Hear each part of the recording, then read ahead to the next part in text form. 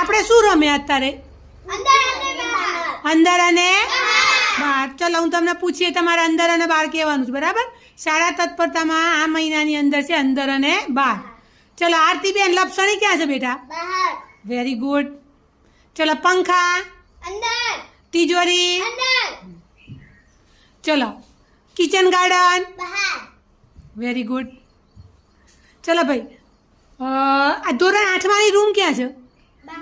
બહાર. પછી રૂમની અંદર ટીવી ક્યાં છે બેટા? અંદર છે કે બહાર? ચલો ભાઈ, હવે ડીશો ક્યાં છે? ડીશો અંદર, વેરી ગુડ. ચલો પંખા,